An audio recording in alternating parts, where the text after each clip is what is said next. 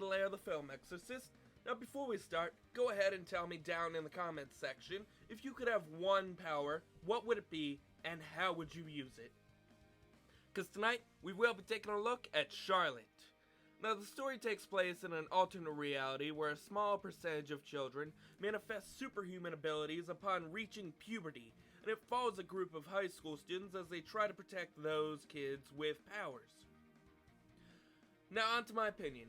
Now, most of you probably haven't heard of this show or read the manga, but you have probably seen the meme that it created about the girl with the pink hair and the really disgusted face she makes when you bring up something different to her ideas. But it's more than just some meme. It's a huge experience that most people should watch at least once in their life. Now, this show was created by the amazing studio PA Works, who also created Angel Beats, which explains why I love this show so much. But there are a lot of other reviewers that didn't like it for its pacing, like Under the Scope. And then there are the people that call it a mix of Anohana, Darker Than Black, Madoka Magica, and Plastic Memories, which two of those I can say I've actually seen, so I do understand where they're coming from. So is it a pacing mess, or a masterpiece? Let's find out.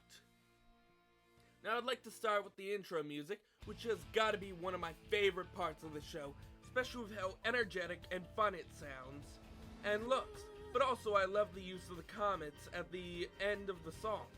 On top of this, the music throughout the show is magical, especially the music created for the fictional band ZN, whose music was actually written by Marina, who also did the great music for Angel Beats.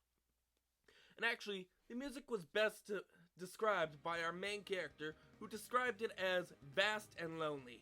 But that's the best part about it, and this feeling plays a big part in one of our show's arcs, which I'd like to talk about next. So this arc is commonly known among fans as the Depression arc, due to what our main character ultimately has to face during the middle of the show thanks to this world's curse.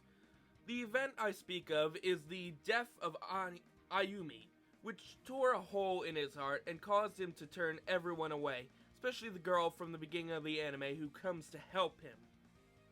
And the reason why this hits me so hard was because during my first viewing of this show, I was going through depression, and it made me the person I am today. An emotionally blind jerk, but unlike me, you had friends that saved him from his downward spiral. So this show came during a time when I needed it the most, and that's why it's so close to my heart, and I'll never forget it. So unlike most, it seems like I can heavily relate to our main character because we both experienced hardships that almost destroyed us as a person, despite how different the events were. Even more important to me was the rest of the story, from our main character's start as a test subject and a cheater, to his ending as a hero and selfless person. Honestly, I loved watching our main characters go around saving those with unique powers as a club. It was honestly amazing, and on top of that, we again get the huge montage of our hero taking on the weight of the world as the lone weirdo, so that he can make sure that nobody has to be hurt by their powers again like he was. Which is very different from most animes these days, especially when it treats its story so well. And the creators made sure that we knew what was going on during the whole story, especially when we learn the origins of the powers, and when we learn about where Yu actually came from. Even better, we actually feel for Yu when he goes on the hunt and begins to lose who he is in the end, which tries to teach the lesson that you shouldn't always try to take on all of the world's problems by yourself, or you may lose yourself in the end. Which is a very important lesson that we all should learn at some point in our lives. I also love the running gag of all the things that Ayumi made just with pizza sauce. I mean, what the heck, is she Muriel? With all that vinegar that she uses during the show? And this was actually very clever, but it made me feel bad for Yu, who had to eat all of it just to make his little sister happy. And interesting, this is what brings him back from the depression thanks to Tomori. And I find it even funnier when Takajo uses his powers and always ends up hurt, which gave me the idea to always think of him as Rocket Man, which adds a little more fun to the story. Finally, I loved seeing all the powers that we got to see, especially the power to take over another person's body, which would be really cool to have right now, but I would also be worried about the side effects, which is a big part of the show. I mean, who wants to be a part of someone's life for 5 seconds, then get zapped out?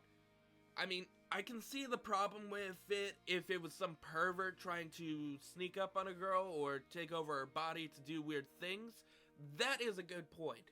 But if, hey, you wanted to see what that person's life is like, give yourself like a different point of view, I can understand, which is why they should have changed it from 5 seconds to maybe a day, and then there would be a way you could get out of it quickly. So, with that, I will always cherish this anime as one of the best I have ever seen, right above My Roommate is a Cat and A Silent Voice, which is why I'm giving it an 11 out of 10 for just always entertaining me and for helping me when I needed it. And I definitely recommend this to anyone looking for a good anime to watch, or if you're just interested in something new. So don't forget to like, comment, and subscribe to the channel, and we'll see you guys next week. And keep those powers in check, or we'll be after you.